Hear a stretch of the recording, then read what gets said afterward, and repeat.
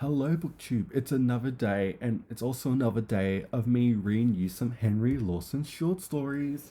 Again, what are you doing? Buy this edition of Henry Lawson short stories. If you don't own any, get the Penguin Black Spine. It's mandatory reading for this channel. This is a call to action, me manifesting people to read more Henry Lawson.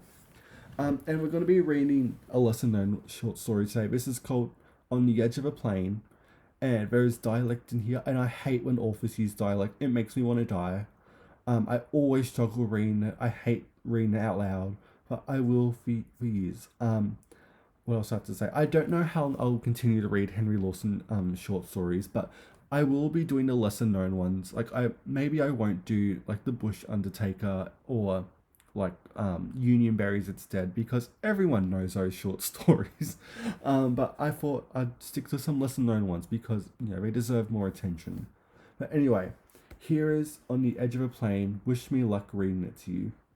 So here it is. I'd been away from home for 8 years, said Mitchell to his mate, as they dropped their swags on the muggler shade and sat down. I hadn't written a letter, kept putting it off, and a blundering fool of a fellow that got down the day before me told the old folks that he'd heard that I was dead.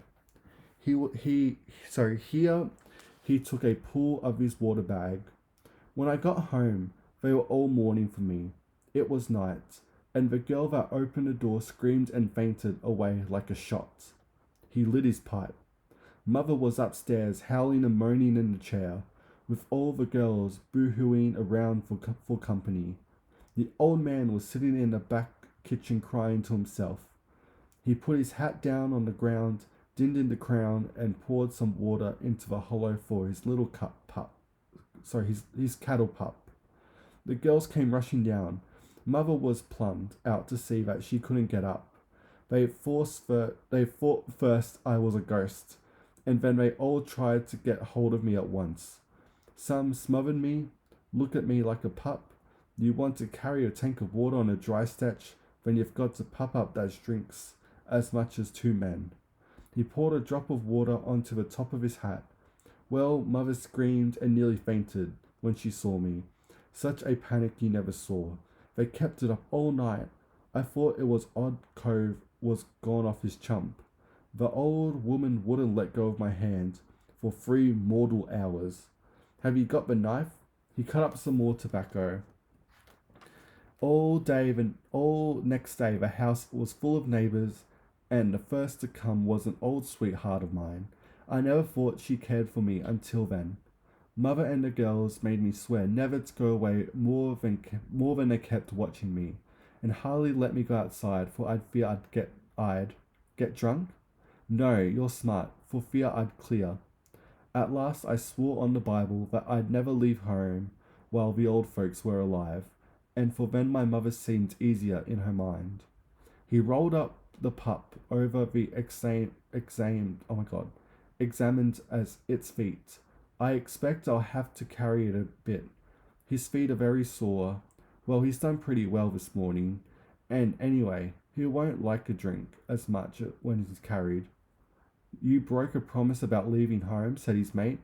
Mitchell stood up and stretched himself, and looked dolefully from his heavy swag to the wide, hot, shadeless cotton plain bush ahead.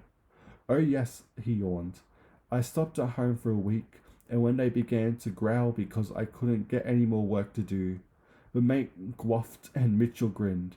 They shouldered the swags and the pup on. Oh my God! They shouldered the swags with the pup on top of Mitchell's, took up the billies and water bags, turned their unshaven faces to the wild, hazy distance, and left the timber behind them. So that's oh God, very good story. On the Edge of a Plane, very short one today, but it's very fun at the same time, and it really shows you the just the life of people that lived in the bush pretty much, and whose job it was to travel and make a living out there. But anyway, that was your daily Henry Lawson read short story read aloud or whatever for now. And let me know what you thought about in the comments. Let me know what short stories I should do. And yeah, thanks for watching BookTube, and I'll see you next time.